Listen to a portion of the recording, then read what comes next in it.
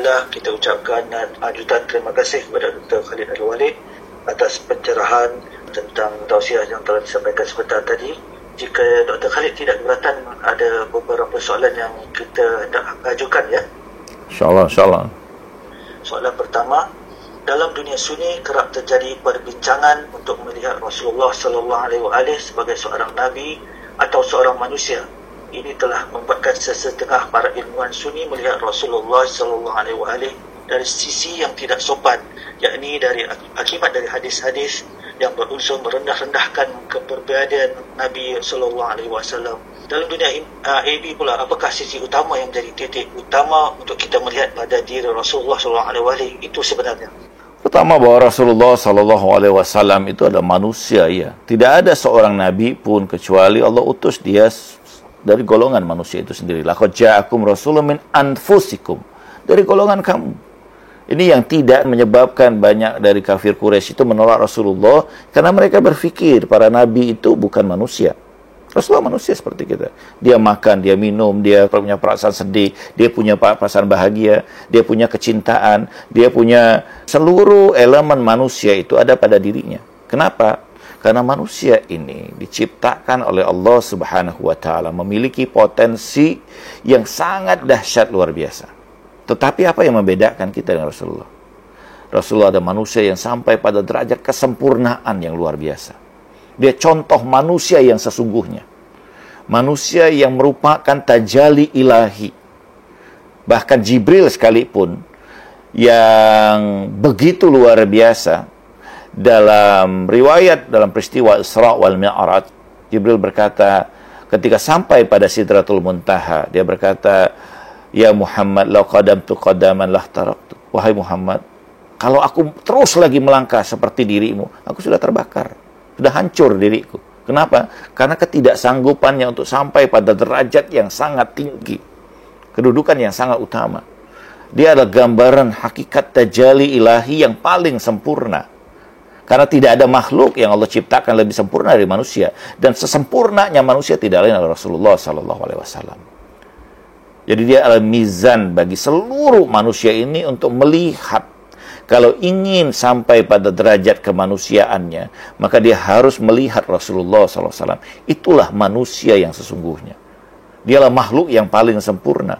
Dialah manusia yang mampu mengaktualisasikan seluruh potensialitas secara sempurna yang Allah berikan kepada dirinya. Sehingga Rasulullah mengatakan, "Al-farqu baini wa bainahu fil mim, fa innahu ahad wa ana ahmad." Perbedaan diriku dengan Allah Subhanahu wa taala hanya pada huruf mim itu. Kenapa? Sesungguhnya dia adalah ahad tanpa huruf mim, dan aku adalah Ahmad dengan huruf mim. Ahad itu kalau ditambahkan huruf mim, maka dia dibaca sebagai apa? Ahmad. Kenapa hadis ini digambarkan Rasulullah? Karena pada hakikatnya kesempurnaan Rasulullah itu adalah gambaran dari kesempurnaan Allah Subhanahu wa taala. Yang membedakannya bahwa Allah itulah zat yang hakiki, sementara Rasulullah itu dengan mimnya itu digambarkan sebagai makhlukiyahnya. Jadi Allah adalah zat yang mutlak sempurna, dan dalam wujud makhluk yang sempurna adalah Rasulullah SAW. Jadi kalau kita ingin menjadi manusia, maka lihatlah sosok Rasulullah SAW. Sayangnya, ini sayangnya bahwa hakikat ini tidak dipahami oleh banyak manusia. Sehingga dia kerap melihat Rasulullah itu manusia yang tidak berbeza dengan manusia yang rendah lainnya. Ini yang salah. Padahal kita hakikat manusia ini kan beragam, bertingkat-tingkat. Ada manusia yang sangat rendah, yang jatuh sampai pada melebihi binatang. Tapi di satu sisi ada manusia yang sampai pada derajat kemanusiaannya yang hakiki. Dialah Rasulullah dan manusia yang sempurna lainnya.